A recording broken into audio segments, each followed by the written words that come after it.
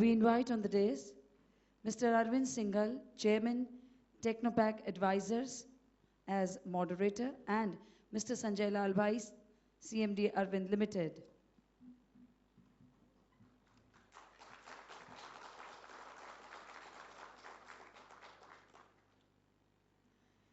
Mr. Arvind Singhal, Chairman and MD, Technopack, which is one of India's leading management consulting firms focusing on retail consumer products and e-tailing, fashion, textile and apparel, food services and agriculture and education. Mr. Singhal is an active member of various professional bodies and also director in many industry forums. I also take this opportunity to introduce Mr. Sanjay Lalbhai, Chairman and Managing Director, Arvind Limited. Sanjay Lalbhai could have joined the family business that was quite massive in scale and size, but he chose to tread his own path to carve his own identity. Other than textiles, this group has stakes in retail shops, real estate, engineering, water management, and telecom, and construction too. But garment is the signature business of Arvind Group. His Renovision, denim, made the city known as Manchester of India in the past to be called today as the capital of denim. Life must be savored in every way is the philosophy by which he lives. I now invite Mr. Arvind Singhal to moderate this session. Thank you very much. And I would like to first start by thanking CT for this great, it's not a coffee with Mr. Lalbhai, but it's certainly better than coffee with Karan for sure as far as I'm concerned. So thank you very much for giving me this privilege to actually engage Sanjay Bhai into what I hope would be a very, very interesting interactive session with him. There are no presentations, it's a set of questions there. Just to put in perspective where we are, Indian textile industry is probably, in my opinion, one of the favored industries as far as God is concerned, whichever God we believe in. There. Notwithstanding any number of missed opportunities in the last 100 years, God gives us one more opportunity and yet one more. I'm not a historian as far as textile industry goes, but we all understand from our history books that Indian textiles were well known way back in the 15th, 16th century, 16th and 17th century. When India's GDP was almost 35% of the world GDP, we're talking about in the year 1600, textiles and spices were actually what India was really known for there. If we fast forward, India also had some of the first early cotton textile mills in the later part of the 19th century. Sanjay Bhai's own very illustrious family set up their first textile unit in way back in 1897. India then got its first real big boost to the textile industry during the First World War, and then the Second World War, and then the Swadeshi movement. All of these three, the war efforts first, and then the Swadeshi movement, led to a boom in creation of local capacity as far as good quality textiles are concerned, of course cotton-based. As many as about 400 mills were actually set up in India between 1900 and 1940. So you can see the kind of excitement, enthusiasm Indian textile industry had in the beginning of the previous century. And again, Sanjay Bhai's family, I was doing some research on the family as a preparation of this session there. Even the vision in 1930 and 40 was to think big and think out of the box. So at that time, I'm told when the investment cycles used to be 5 to 10 lakhs, the family put up a textile plant, which at that time cost about 35 lakhs, almost 6, 7 times bigger. Not much has changed as far as the DNA is concerned, or Mr. Lalbhai and the family. The Renovision, we all understand. My first interaction with Sanjay Bhai was actually way back in mid-90s when he had just dreamt of Santej. The mega project of Santej was just in the commissioning stage there. And even at that time, whatever numbers were being talked about seemed absolutely audacious there. India needs much more audacity than only from Sanjay Bhai there. We all know that in early 90s, China's textile industry and India's textile industry was not very far away. Today, if you look into 2013-14, China's textile industry is 7 times, almost 7 times bigger than that of India, 7 times. In absolute numbers, we find it very difficult to move the needle as far as exports are concerned, from 20 billion to 25 billion to 30 billion to 36 billion. And with a lot of skepticism, we have put up a target to increase our exports to 50 billion in the next 2 years and maybe add another 30 billion.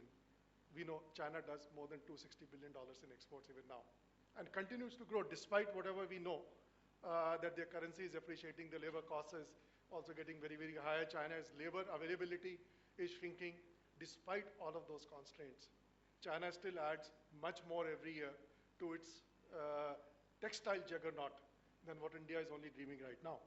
So most certainly we require many, many more of Sanjay Lalbhais today.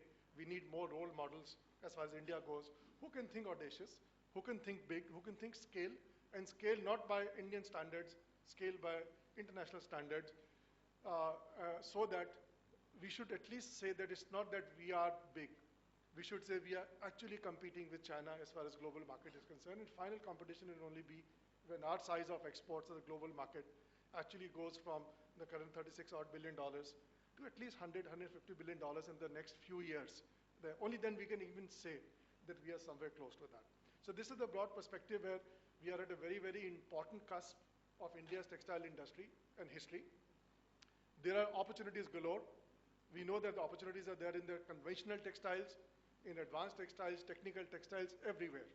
The world trade is likely to grow by another $500 odd billion in the next 5 or 6 or 7 years' time. China is likely to concede at least $50 to $60 billion of additional market simply because of its moving away from what it is doing today. All of that market is up for grab and then some more.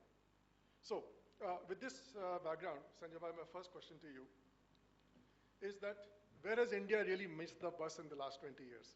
There was a huge amount of optimism in early 90s that finally when the quotas will go away in 2005, Indian industry will just rock. But it hasn't planned out like that. So where do you think we have missed in the last 20 years? Good evening, all friends. I think if you really look at the world trade, in 2003 it was around $430 billion. By 2012, it's around $750 billion. And it is likely to be $1,150 billion by 2020. I think in 2003, we were 3% of the world trade. And we have graduated to only 4.5% by 2012. In the same time, China was 17% in 2003, and they have achieved a market share of the world trade to the extent of 33%. So it's a huge kind of, move in the last 10 years, and that's what shows the kind of dominance which China has. Now, I think it's quite obvious as to what has gone wrong. We have not been able to think scale. We have not gone for verticalization. That is one of the major problems. I think if you really ask me as to why we are not getting the business away from China when China has become more expensive than India, the only main reason is that we are not vertical. We are still dependent on Bangladesh or Sri Lanka or Cambodia or Vietnam to convert our fabrics into garments. And when you talk to the major buyers in Europe and America, they are saying that we want to bring business from China into India, but where do we convert it into final garment? Now, Bangladesh has unfortunately gone through a compliance issue, so things are a little, unsure there. So with this problem, unless India can take up garmenting very seriously and build scale, I am a little worried that we'll not be able to take away market share from China. And this, what Arvind was just saying, that in the next couple of years, or 4 years, 5 years, the world trade will grow by $400 billion. And are we going to be able to take a substantial pie of that? The entire thing depends on whether we'll be able to go for garmenting or verticalization. So this is the major challenge, I think, before all of us. And we will, as you have all known, that garmenting in India is a very troubled kind of industry. No one has reached scale. There is Shahi, there are certain prominent groups which are doing well, but no one has been able to reach the kind of size which the Chinese companies have reached. You know, you can see there they have built dormitories, they have brought 30,000 workmen at one location and they've got scale. Now, none of us have built dormitories, none of us have really tried to solve the problem of labor shortage. We all complain about labor shortage. We all say that, you know, if you really go to the crux of the problem, then garmenting is not viable only because of absenteeism and attrition. Because our factories are built in Bangalore or in Chennai or in the major metros, where the same labor is fighting for various other, they've got many options. If you go into the interior, then management becomes a problem. You cannot hire good executives. And even then, the labor is only available from the adjoining villages, which is also constraining the size and scale which is required to take away this market share. So these are the challenges, and we'll have to develop a model. I think there is no other alternative but to build very large dormitories, bring 10,000, 15,000 workmen from wherever they are available, anywhere in India, house them there, and build scale. If we are not going to be able to do this, I'm sorry, but I think India will miss the boat, and then I think the other countries or the buyers will start looking at other alternatives. The other problem which I see is that when I want to export to Japan, Southeast Asia, Canada, Africa, South Africa, all of them require package, full package. They are not interested in buying fabrics. They are smaller companies. They are not interested, and Japanese they've been spoiled by China. They can go to China and buy the full package. Why will they come to India? So they are willing to pay 10%, 15%, 20% premium, but they want good products, they want innovation, they want product development, they want design inputs in their products, they want value-added products, or they want scale. So all these things are missing in India. So this is the problem, and I think unless we grapple with this problem and unless we can come up with a solution, I think the huge opportunity which is there, because what has changed? I think things have dramatically changed. We were all at 48 rupees for such a long time. Now we are 62 rupees.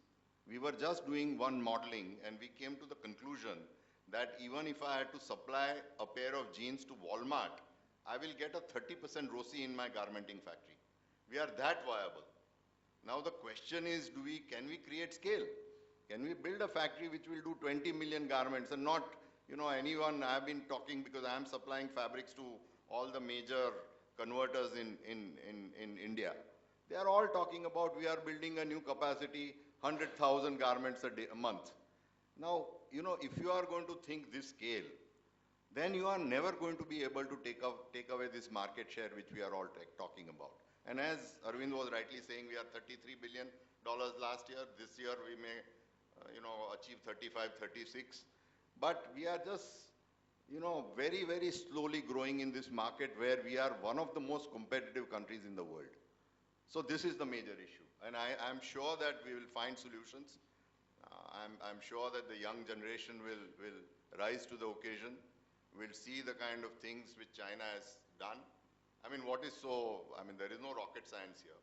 There is no very complicated situation. It's just simple, good execution. And I'm sure that the newer generation will take this opportunity and take India where it should be. Well, Sanjay, in any case, even rocket science, Indian scientists are not doing so badly. So even if it was rocket science, I'm sure we can do much more than that. And your point is absolutely well taken that we need to think about verticalization, and we certainly need to think about the scale.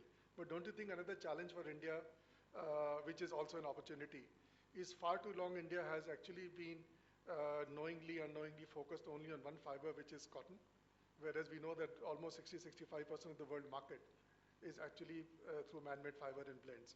So what can be done by India to actually redress this balance? See, lots of things can be done. One is that I think we need scale and size in raw material, which our friends Reliance is there. There are quite a few companies which are growing and providing us that. So raw material is available. Of course, one of the issues we have faced is that still China has created such huge capacities, and in some of the basic raw materials, as far as man-made fibers are concerned, China is still has the price advantage or price competitiveness. Having said that, I mean, we are importing man-made fibers from China, converting it in our technical textile division and exporting. And we are competing very well with China. Because I believe that in value-added segment, once you bring the fiber from China, we are now more competitive in converting it into the final product as far as India is concerned. So, and the Indian domestic market is also a price-sensitive market where man-made fibers would really provide you that kind of an opportunity of coming out with innovative products. And if you look at the women's wear segment, then logically it is not cotton, it is all man-made fiber. And women's segment is a very large segment. As you all must be knowing, the domestic market is almost $60 billion, growing at 8 to 9%. And a good part of that is man-made fiber. So not only looking at exports, not only competing with Korea, Taiwan, China, and all these countries in man-made fibers or fabrics or garments in the global arena, but one should also tap and see as to how one can come up with innovative products and new products which can augment the domestic market, which is one of the greatest strengths of this country. Only China and India are the two countries, which also have this great advantage of a very, very buoyant and very vibrant domestic market, which is not there for any of our competitors. You know, if you look at Bangladesh, if you look at Sri Lanka, if you look at Pakistan, then they don't have this advantage of domestic market. So we will have to take advantage of the domestic market. Again, create scale. See, if we cannot create scale, then in the value-based products, we will not be able to take away market share. So I personally believe that one is that we require more competitive framework in the raw material part of this business, which I'm sure is possible because with the kind of players like what we have, they think scale. I mean, if Reliance doesn't think scale, there is no one who can think scale. So we are blessed that there are companies in the raw material arena where scale is not an issue. Now the responsibility of the value-added segment, that the weavers, the processors, and the garment manufacturers, or if it is technical textiles, then as you know, there are so many other opportunities in technical textiles. So all these people will have to ensure that they don't only think in terms of cotton, and we diversify our portfolio. Even with cellulosic fiber, there are huge opportunities in women's category. Arvind itself has started a major thrust in women's segment, and we are using all kinds of fiber. So it is our stated policy that we will be in the next 10 years, we will go to almost 30 to 40% man-made, we'll be using more man-made fibers, almost up to 30 to 40%. So opportunities are there. I think we can compete.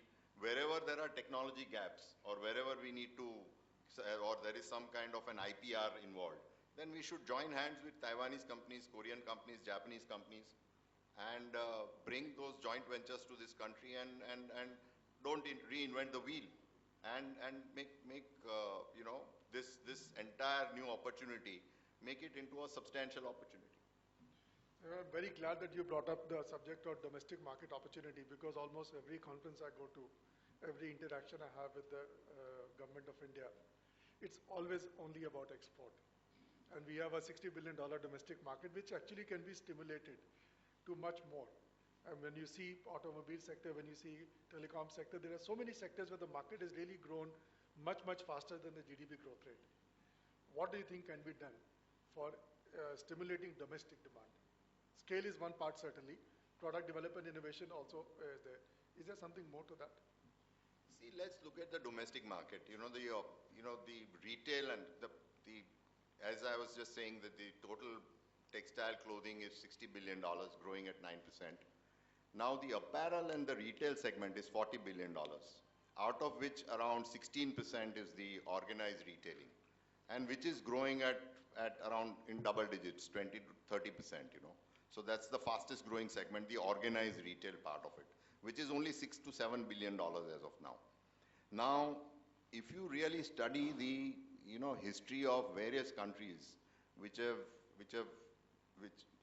have become developed countries, then there has been an inflection point. You know, once the per capita income crosses $1,000, then people start spending for the wardrobe, their wardrobe, or towards the apparel category.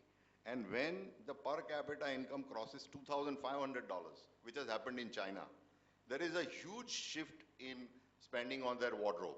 And people want to dress up, people want to start buying for various occasions, you know, not only for ceremonial things like weddings and all that, but you will have an evening dress, you will have a party dress, you will have an outdoor dress, you will have a sports dress. You will start investing in your wardrobe, you know, thoroughly. So that inflection point has still not come in India. We have just barely touched $1,000. And as we have seen, you know, our brands are growing at 35 to 40% year in, year out. Today, Arvind has 2,000 crores of brands and retail business, which we are projecting that by 2017 will be $1 billion company only in brands and retail. So there is such a huge kind of, you know, growth opportunity which is there in brands and retail. And this is all going to happen because per capita incomes are going to go up. A huge middle class is emerging. People's aspirations are, you know, already there. People want to buy, and we were very surprised that in Patiala, you know, we opened a Tommy Hilfiger. It has become the third most productive store in India. So that shows you that we were ourselves surprised that in these kind of towns, how such aspirational brands like Tommy, where the, you know, the t-shirt is sold at 2,000 rupees, shirt is sold at 3,000 to 5,000 rupees. And these kind of aspirational brands are taking off in B and C category towns of India. So there is a huge opportunity. And on the contrary, as far as we are concerned, we are looking at brands and retail as a huge business opportunity in India. And as a result, I think with the per capita income and the economy doing well, the domestic market is going to be the most lucrative market. And today, I am buying 100% of my garments from outsourced situation. We have no factories of our own. We have developed number of entrepreneurs to supply to us. So there is a huge opportunity for garmenting or for the entire value chain to start supplying to the domestic market, domestic players. And as the organized players become large, it will be equally profitable. Why do you need to only export to a Gap in America? You know, why not to the local Louis Philippe? I mean, Louis Philippe is giving me the same kind of run. You know, if I am supplying 5,000 meters a design to someone abroad, I am supplying 10,000 or 15,000 meters per design to domestic players. So there is nothing wrong with the emerging domestic market. So I am very buoyant. I am very hopeful that the industry will start looking at the domestic market. And what China is doing is, Chinese government is very clear that they are now not going to emphasize on exports. They are encouraging domestic consumption. They have made their currency strong. They want to have more buying powers in the hands of their citizens, and they are encouraging domestic consumption. So there are so many textile units in China which have started focusing on their domestic market, which will emerge as one of the largest markets even ahead of America. So these are the kind of changes which are going to happen in the next 10-15 years. And we can't only think in terms of exports. We have to really take advantage of this huge potential domestic market. Sanjay, you are obviously very strong in export, and you're very strong in domestic. You're very strong in the entire value chain in most of the product categories you are in, or you will be in there. With this bird's eye view about Indian textile and clothing industry distribution, what do you think are the main strengths of Indian textile industry today? And a corollary question, what are the main weaknesses besides the scale and verticalization? See, one of the things which I have really regretted is that we have not been able to, well, I did Renovision, and when I joined business, textiles was considered to be a sunset industry. You know, power looms were taking over and all the composite mills were dying. So we coined a word called Renovision. The whole objective was to reposition textile as a very viable, vibrant and value-creating business, which I am sure that I have failed because we had a dip, as you all must be knowing. So it's not all glorious things which Arvind has talked about me. I have had my ups and downs. But we have failed in repositioning textile as a very value-creating industry. when all the investors, or when you watch CNBC or any of the business channels, do you ever hear of textiles? Hardly, correct? I mean, you will only hear about pharmaceutical companies or automobile companies or refineries or telecom companies or things like that. Who's talking about textiles? Now, textiles, as you all know, which is so much percentage of GDP and which is so much percentage of our total exports and which gives so much employment to India, still, who has created consistent value for its investors? See, unless you create value for your investors, your industry cannot be re-rated. And it is our joint responsibility that we create consistent value for the investors. Because many of us are managing publicly quoted companies where people have put in their hard-earned money. And what kind of returns we have been able to provide. So this is one of the biggest challenges and the problems textile industry has faced. And all of us have failed. So we have started thinking, and what I am thinking is that I have met a whole lot of investors and asked them that why is my PE multiplier in textiles only 5 to 6? And why are you giving a PE multiplier to me only in my branded business of 18 to 20 rupee, 20%, 20 times my EBIT, correct? PE multiplier of 18 to 20 in brands and retail and only 5 to 6 in textiles.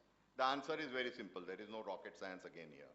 You know, textile industry doesn't consistently grow by 15 to 16 to 20%. Every investor wants to see a consistent, constant, predictable growth. One problem. The other thing they want to see is that what is the return on capital employed? What is your ROCE? They want to see a ROCE of 20% or more, which again consistently, some of us, all of us, or today many of us are generating 20% ROCE. But have we been consistently generating 20% ROCE? The answer is no. And the third most important criteria is that are you able to generate free cash flow? Correct? If you have to grow at 20%, can you still generate free cash flow, or all that money will get invested in, again, creating new capacities and working capital to grow at 20%? So if you have to grow at 20%, you get 20% ROCE, and all that money is getting reinvested in creating that 20% growth, then investors will not rate you higher. So can we develop a asset-light model? Correct. There are so many people in India today, entrepreneurs in India, who are willing to invest in a spinning capacity. There are so many investors who are willing to invest in a weaving capacity. So what we have started doing is that any entrepreneur who's interested, we are saying we assure you 18% return on your equity. Now where will you get 18% return? Today it is not that simple. We assure you 18% return because luckily we are also one of the most supported industry in the country. Correct? There is no one who has got so much support from the government. State government, central government. We have got subvention on interest costs. We get money at 2%. If you leverage your balance sheet and if you put up a spinning mill with 25% equity, 75% debt, and you borrow at 2% net on your debt, to give 18% return is very simple. It will still be lower than the market price which you pay for yarn. It will be still lower for your weaving per pick cost. Per pick cost, if you go and ask for certain product category, 20 paisa per pick.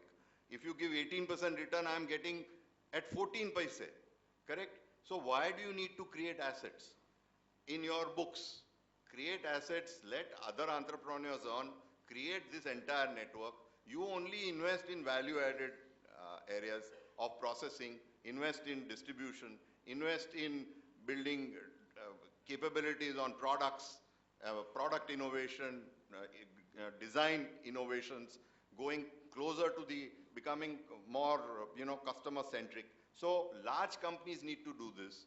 They need to develop these clusters like what have emerged in, there are so many clusters which are successful like Tirupur or Surat or Bhiwandi or all kinds of clusters. So develop these clusters, let other people partner with you, and you then create a asset-light model so that when I can go back to my investor and say, now rate my textiles at par with brands and retail. Give me a 15 multiplier. and then my market cap, and I can really reward my investors. So we need to rethink this. And unless we rethink, and unless there are 20 companies doing this on a consistent basis, the industry will not get re-rated. It cannot be re-rated because there is one company trying to do this, correct? So it is our joint responsibility that we give it a thought, we look as to what the investors or how to create value for investors, and we develop a new model which is absolutely possible to do with so much help. If with so much help we can't do it, we'll never do it, is my personal feeling. So I am very positive. I think my Renovision 2 will come up. I am sure that if I fail again, someone else will take the baton and move forward and make this work, that let us get this textile industry re-rated in this country. And I think it is very possible. I'm very glad you brought up this point about the valuations and the investor interest. It is so important to actually put textile industry on the same platform. Even if you look into garment companies, just for the audience's benefit, I mean, you would have heard about a company like Myntra, which is a pure play e-commerce player selling only textile clothing. On a 250 crore turnover this year, market valuation in terms of the private equity, 1600 crores, not selling at that. They are now looking at 3000 crores market cap, or in terms of the next round of funding which is going in there. And they're talking about even then 5x of the revenues 1 year later there.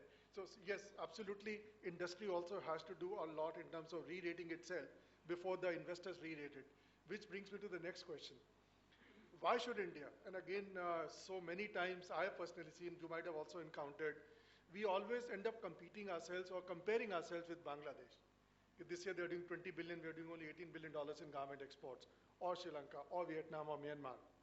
Why are we not looking into branding Indian textiles and branding Indian textile industry? I'm not talking about product brands, but the textile industry, why should it not be the next Italy? Why should it be the better version of Bangladesh? Any thoughts on this? No, absolutely. I think I also didn't tell you one thing. You know, when I was talking about re-rating the textile industry, I would like to complete the whole thing. There are three, benchmark companies which we have identified. One is Xinzhou in China, which is a $1.4 billion company. It is just now trading at a PE of 16. The other is Texwinka, which is a $1.5 billion company in China, which is trading at 17 PE multiplier. The third is Pacific Textiles. They are in knits, as we all know them, and they are trading at 18 PE multiplier. So there are companies, in China, correct, and there are no companies in India which are trading at this kind of a PE. So it is absolutely possible if Chinese, and these are not very value-added, differentiated companies which cannot be duplicated. These are reasonably good companies, vertical, very efficient, growing very well. Their capex to top line is very favorable, and they are throwing up free cash flow. So they are following this model, and they've been quite successful. To answer your question, I think we can re-rate. I've been talking about re-rating the textile industry. I think the opportunities are everywhere. Brand India will only emerge if we become customer-centric.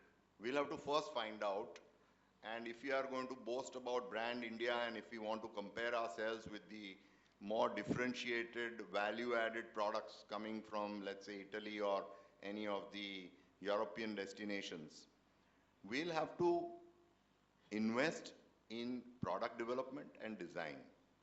Now, our whole mentality is to create assets, because assets are the easiest to create. Just go, invest in the most modern machines, get subsidies from the government, run it as easily as possible, and do not work on these softer issues. It is very easy to create assets. It's a completely different problem and a task to create the software of textiles. The software of textiles is working with some of the best designers in the world, is working with some of the most creative product development people in the world, and coming out with newer products, newer processes, newer way of doing business constantly. Unless we learn this, which we have, if you say that Indians are creative by nature. So if I have to compare Indians, I'll compare them with Italians. As Italians are capable, they are design forward, We are not very structured. We can't do the same thing very well. We are not Germans, but we are like Italians. But we are not creative enough in this textile business. I can't think of many companies which are constantly innovating and investing a lot in the softer aspects of the business. Where are our systems and processes? Where have we professionalized this business? You see, you can't create scale and still run it with your own hands. You'll have to professionalize. You'll have to bring in systems and processes. Correct? If you can't do all this, then you can't again start comparing yourself with the more creative, countries in the world which have positioned their textiles differently. So I would say that the younger generation will have to think about, bringing professionalism into this business. I have seen more entrepreneurs in textiles. Why? But entrepreneurs doesn't mean that you need to manage with your own hands. Why can't you bring in very good professionals, correct? You will have to incentivize them. You will have to make them your partners. You will have to give them on variable cost. And finally, if I have to bring a guy from Unilever into textiles, I'll have to give him stock options. And those stock options will be only meaningful if I'm creating value. If I'm not creating value, what will he do with that paper? He will do nothing with that paper. So this is a whole virtuous cycle you have to create. You have to make this industry more valuable. You have to create value. You have to bring the best minds. They need not be from textiles. And I tried that. I failed, of course. I brought a lot of non-textile people, and I didn't succeed. That doesn't mean it was a wrong move. I can assure you. I think unless you get the critical mass of people, and unless you have processes and systems and processes where personal capabilities are not required, mostly, once you do a thing in a particular way, the result would be predictable. So unless you have systems, processes, you can't bring people from outside of textiles. And I'm not into so much of a debate on whether to bring textile people, not textile people. You see, the IITians are as bright as they are, anywhere in the world, I mean, in any other industry. But when an IIT person joins you, you ask him to be 50-year-old before he becomes a head of any department. Now, this is not today's world, In 6 years, he would want to be the head of your weaving or processing or, head of your spinning project. Now, unless you can empower people who are younger, you create a young organization, you create a delayerized organization. And without that, you are not going to be able to achieve the kind of excellence which we are looking for. You will achieve it on a smaller scale. I'm not saying, because I believe in the enterprise of all of you. Some of you are brighter than the professionals which we can ever bring. So there is nothing wrong with our enterprise. There is nothing wrong with the energy and the abilities of our entrepreneurs. But can you create scale? And you all know that some people who tried to create scale without empowering have failed. There are examples. I don't need to name them. All of us know them. Correct? So you can't create scale without empowering. Today people ask me, do you work 12 hours? I said, no, I work 5 hours. Because I have no work. Because I have got professionals who are making my businesses run. And if you ask my customers, they don't know me now. They know only the professionals who are running my businesses. So this is possible. This is possible in textiles, that you can get very good people and you can empower them, and then you will have all the time in the world to do creative things which you should be doing. So I think these are the things which we need to change in textiles if we want to re-rate textiles in a value-added manner. So do you think it's beginning to happen, or it's still to happen? Well, it's a question of your DNA. I think entrepreneurs don't like to delegate. Somehow the other, they like to cling to things, and they have very less ability to trust. And I am saying business cannot be built on trust. Business has to be built on systems and processes and checks and balances. But you should be able to delegate. And I can assure you that when I was running the factory myself, it was easier. When I have to empower someone and expect him to give me the results which I am looking for, it is much more painful. It is much more difficult. But I think once you invest in that process and once you get it right, it is one of the most rewarding things which you can do. Because then you free up your energies, you free up yourself, and this can be done. Whether it is happening in certain companies. I mean, we are not the only one who have professionalized. There are companies, and there are large companies which are successful in this country. I mean, they are fairly well professionalized. I mean, some of you are sitting here, right here. So I don't think it is difficult to professionalize. And you need to work with you need to create a bunch of entrepreneurs managing spinning, weaving, and all the processes which you need not do yourself. So this is absolutely possible. So I'm very, very hopeful that maybe within a couple of years' time, leading business schools in India, leading engineering colleges in India, textile industry would be the day one industry and company to go rather than software and consulting and otherwise. I can give you some good news. In some of the IIMs, we are on day 0. Fantastic, absolutely fantastic. And then coming back to scale, and you talked about Tirupur, you talked about Panipat, Ludhiana in a different context. Do you think it's now time to start thinking of creating new Tirupurs rather than modernizing them, or new Ludhianas? Because they've reached a capacity. Absolutely, and more than that, I think they have not been planned. They are unplanned. It is just entrepreneurs unleashing their capabilities.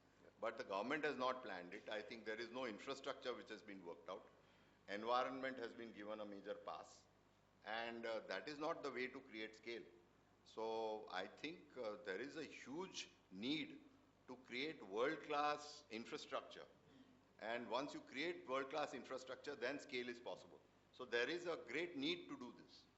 One suggestion I have personally given at a number of forums, including to the government directly, that why should we not take advantage of the Delhi-Mumbai corridor? Sure.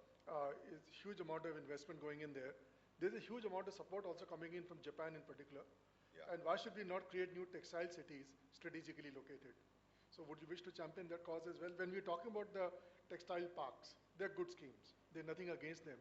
But 20 acres, 40 acres, 60 acres is not what we're talking about. We're talking about 6,000 acres, 10,000 acres. Only then a new cluster can come up. No, absolutely. As I'm saying, if I want to create an asset-light model, I would want other people to run the assets. And then if other people are running the asset in a cluster, that unleashes a lot of power, because then flexibility, just in time. I mean, we are Zara, we are servicing Zara in 60 days from cotton to garment. So time is of essence, correct? Speed is of essence. And unless you create these clusters, you can't unleash this power. So it is absolutely necessary that we create these clusters, but in a much more organized and much more planned manner. So I have, from my side, one last question for you. You've given your message to the entrepreneurs in terms of what they should be doing. But there are many, many professionals in this gathering as well. What would be your advice and message to them? How they should build their careers? No, I think how they should build their careers, I think, unfortunately, some people come and tell me that I am, with you because there are no opportunities outside. Now, that's not the way to build a career. That's not. So I would wish that unless all of us create this new textile environment where the best minds from the IITs and IIMs are willing to come and work with us. I think it's an unfortunate thing that, even today when I talk to IITs, they say that the first guys apply for IT. Then they apply for electrical engineering, they apply for civil and chemical and this. And the people who do not get something, then they apply for textiles. Now, this is not the way to encourage professionals, correct? And I think it is my responsibility also that some of the professionals who work not get very well paid, because I don't think today's generation is looking at a very large pay package. People are looking at wealth creation as an opportunity. So are you going to be able to provide them wealth creation opportunity? When a guy retires from Arvind, would he be able to say that I am worth 100 crores? If you can do that, you have a message for professionals. I mean, you will be on day 0 with everyone. I mean, what is then the difference between levers and levers doesn't give such good stock options. No. And tomorrow we also don't need to give such good stock options because then it's giving too much. But what I'm saying is that we need to make this industry much more desirable. We need to create, and unless you create value and unless you make it more desirable, the best professionals won't join you. So for professionals, I would say bear with us till we do this because they have not landed themselves in a industry which, some of them say that I was in IMA and look at my colleague who's got how he is performing in Unilever and how I am performing in a textile company. Now that's not a very good comparison. Unless that comparison becomes good, I have to only say I'm sorry. Well, ladies and gentlemen, unlike the coffee with Karan, if I were to go on the same vein, there are no chances on that show to ask questions from the guest, but you have all the opportunity today to actually corner Mr. Lalbhai and put any questions, and he has been very, very upfront about answering all my questions there. So questions from the audience to Sanjay Bhai? Yes, please. Ladia ji.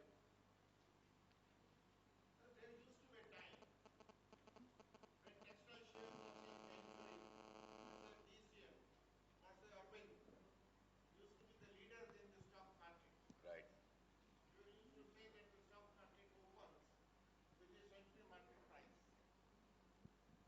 Right. The change came when the IT industry came. And the opportunities and the growth which were given to the investor in the IT industry, being the new industry, but were much more faster. Do you think that that was the period where we were derailed and this new industry or new concept of IT from 85 onwards made us the derailed? One thing, sir, I would say that I like to blame myself for my problems. I don't like to say that someone else created a problem for me. I think if we can't outperform IT in percentage of growth, in percentage of ROCE, and the percentage of free cash flow we can give to investors, of course we will get derailed. See, it's not a question of industry A, B, C. Why is pharmaceuticals doing so well? You look at the balance sheet of those companies. How much free cash flow they are throwing up. What kind of return on capital employed they are giving. Correct? As long as you do the same, you will be the Infosys of tomorrow. See, your thing is, this is finance, this is science, correct?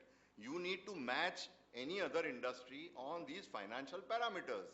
As long as we can do it, no one can derail us. We have failed. We have failed in doing that. When I started denim, I grew at 40%. I threw up free cash flows, correct? And I had a ROCE upward of 30%. So Arvind became what it became. Because I could not continue with that momentum, I failed. Now, you can't blame IT for that. I have to blame myself for it. That I failed, I couldn't continue with the momentum. And Narayan Murthy could. So he is where he is and I am where I am. It's as simple as that. But sir, do you think that the government of India is also partly responsible for it? Because of the policy? No, sir. No. I think we have been supported the most, sir. I think I can't think of any other industry which has been supported to the extent that we have been supported. We have got duty drawback, correct? We have got subvention in interest cost. We have got capital subsidy. We've got power reduction for some of the initiatives. We've got VAT refund for some of the initiatives. Now what else do you want to, say, give me 20% ROCE sub, that's the only thing left. There is nothing more to ask for. You know. I think it's shameful that we have been supported so much and then I think, even then we can't outperform Infosys. Infosys doesn't get a nickel. Yes, you can say that they don't have to pay sales tax, excise, blah, blah, blah. They are on an export model, fine. But they don't either get the subsidies. So I think we have no one else to blame but ourselves, sir. None. Yeah, there's a question here and then after that to you. Yeah, Prem. Go ahead. Sanjay Bhai and Arvind, a fantastic interactive session. But I have just one paradoxical question. On the one hand, Arvind Bhai, Sanjay Bhai, we say we need to scale up. We have to have integration vertically. On the other side, the problem is we are neither the darling of the bankers nor of the stock exchange. There are only very few companies, who will today be able to do what we are just talking about? How do the rest of the industry take it forward? Sir, I think this is of a recent, this thing that unfortunately some of the, I think, yes, you are absolutely right that textiles is not a, I think there are good amount of NPAs and the bankers are not kind enough. But these are cyclicalities. I mean, bankers also funded us very generously, you know, and we let them down. So today we are in this precarious situation that bankers are not very willing to come forward to support us. This will always remain a problem unless we perform well and unless we, you know, don't get into situations where there are NPAs and defaults with the bankers. But having said that, the environment is good. So I think if we irrationally create assets without understanding the market or without understanding the kind of demand which is going on. See, this is the other problem, that we have this herd mentality. We believe that if denim is doing well, then there are so much capacity which comes into it that it creates an imbalance of demand supply. And then because you are in a commodity play, you can't differentiate yourself and you go into a sick environment. So I think it will be also important that just because money is available at a subsidized rate, we don't create these asset bubbles.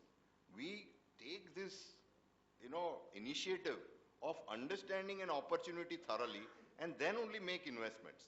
So the responsibility again is ours, that we change the perception of bankers and lenders and investors that we are well-meaning, we will look after their interests and we will not let them down.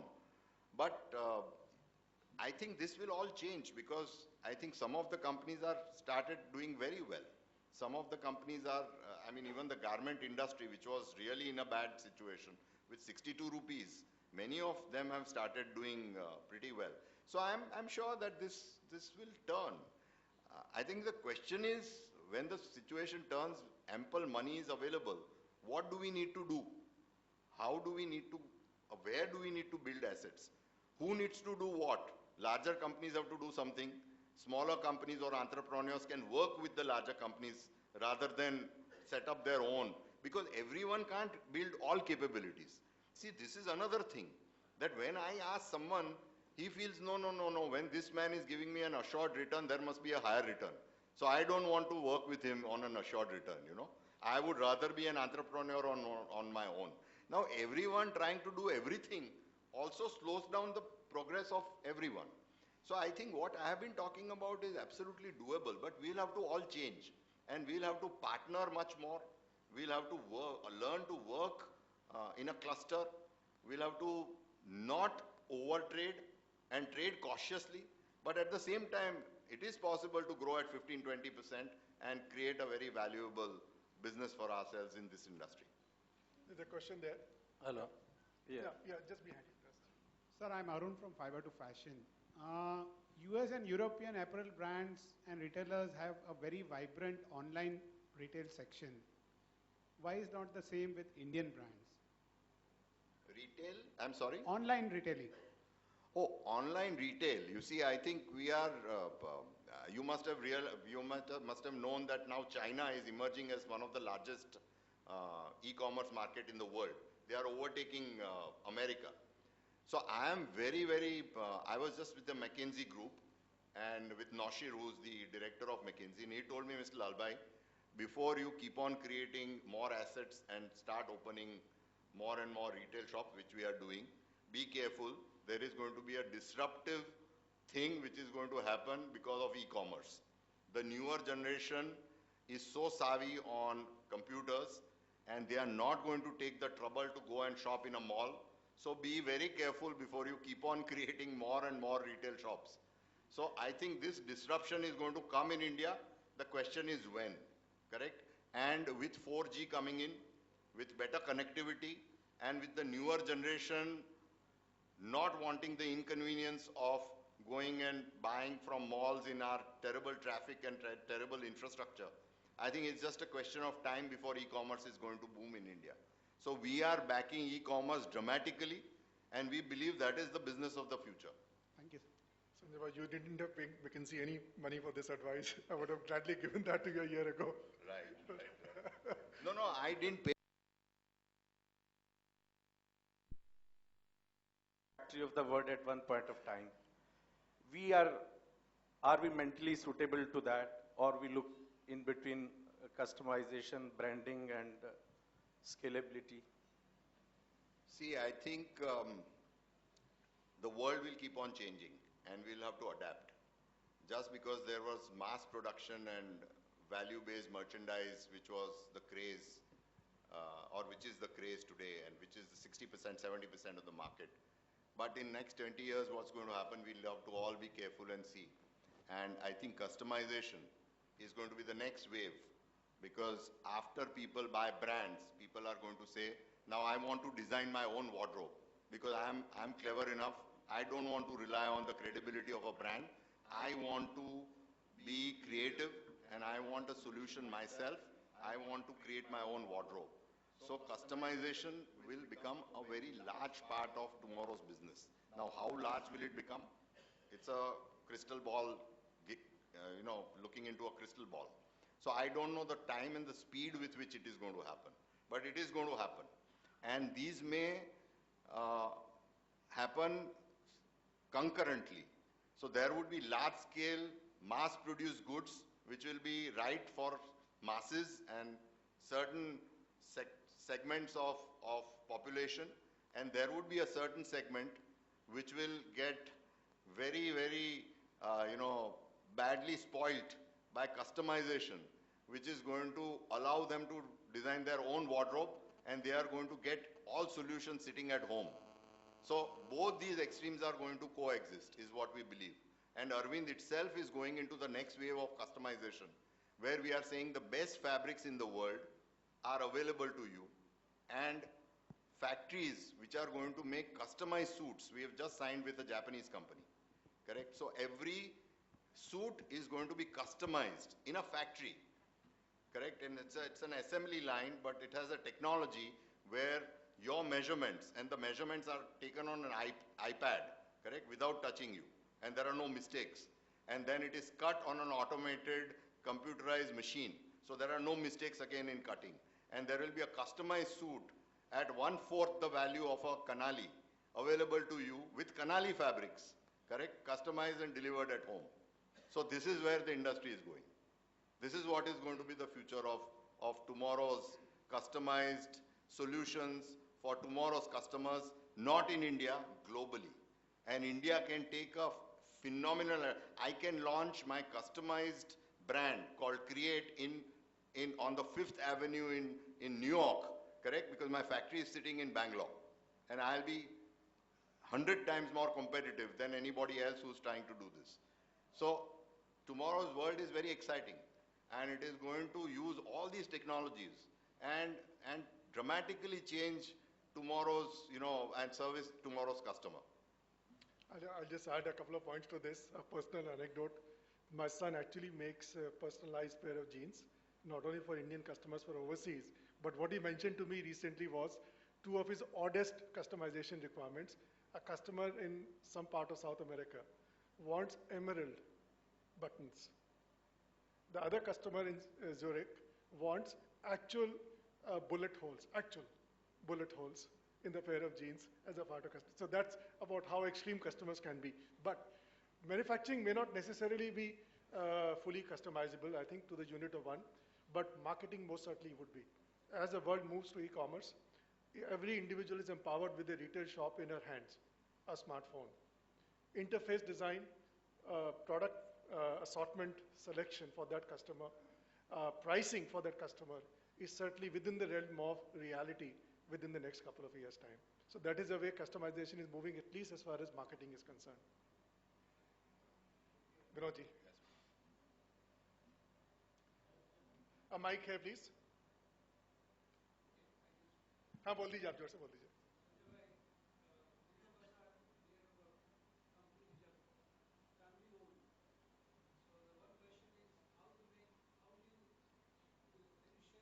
How you make your company future-proof transition, and what kind of transition have you planned? Because many of us are in the same situation. I think succession planning is a very important, I mean, all investors also ask me, because now it's not my company, it's investors' company. So as long as it's a publicly quoted company, succession plan will become very important. It's equally true for family-owned companies, because, you know, unless you plan succession, if it happens by default, either good will happen or either bad will happen, because you have not worked on it at all.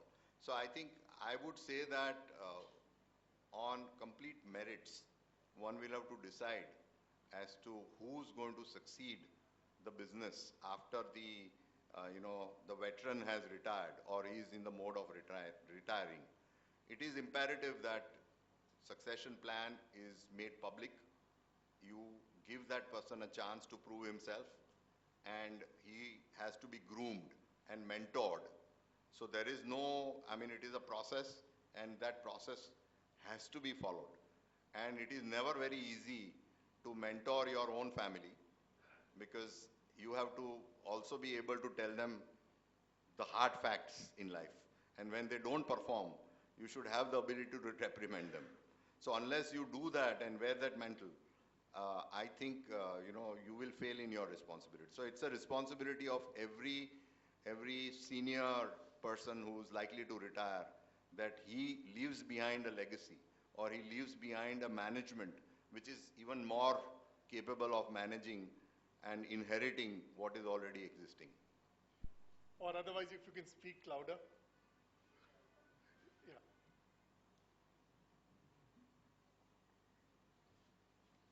Thank you.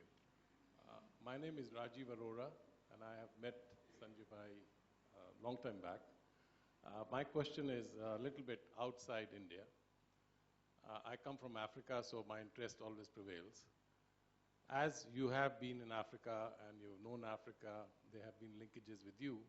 How do you see, as an emerging market, Africa to interact with India in terms of developing and enhancing value in textile and apparels for trade, in investment, and the future? How do you perceive that? Because today Africa is also growing at a very fast rate, and the GDP is going to double in the next 10 years, as we know. McKinsey has given a lot of reports on Africa. Lions are moving and all that. How do you perceive Africa to interact with India and developing a kind of a cohesive approach in terms of enhancing value of trade and investment? Thank you. See, we are very clear that 2020 we'll be looking at average wage of 20 to 30,000. Come 2030, we'll be looking at 50,000 rupees as wage in India. That's the time garmenting will not be viable. So we have started putting our management team to start scanning Africa, because that's the time that you'll have to relocate your assets. So I see Africa playing a very, very important role in the coming years, because that's the continent which will have to provide the kind of manpower and the cost competitiveness. Unless everything becomes very expensive, then we'll have to, and by that time I can't again do crystal grazing. There may be 3D technology, 3D technology or? Yeah, 3D. And maybe making customized garments out of a small machine. So I don't know if something dramatically changes, but if it doesn't, and if we are limited to today's technology and the constraints by it, I think Africa will play a very important role. Otherwise, if Africa becomes a developed place and its wages are comparable with the rest of the world, then the domestic market would be very lucrative. So there would be investments required to service the domestic market. So either way, I think I see a very bright future for Africa going forward in textiles. Sanjay Bhai, thank you very, very much. I have learned you talked about renovation for version 2 for the textile industry, not only for Arvind Mills. You talked about scale. You talked about verticalization. You talked about systems and processes being the backbone to put scale and processes, and verticalization in place. You talked about going down the value chain by making the asset model very, very light on investments, focusing more on branding and others. You talked about collaboration rather than competition with people within the same value chain there. So all of these were great learnings, at least for me personally. I hope they have been the same for the audience here as well. So please join me in giving a big hand to Sanjay Lalbhai. Thank you. Thank you. We request Mr. B.K. Patodia, past Chairman City, to propose the vote of thanks. And then we would like to take this opportunity to present mementos to our esteemed speakers.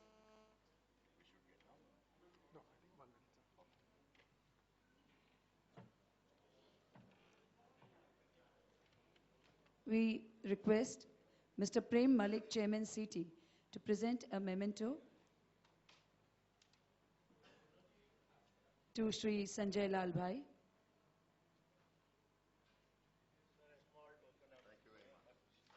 And to Shri Arvind Singhal.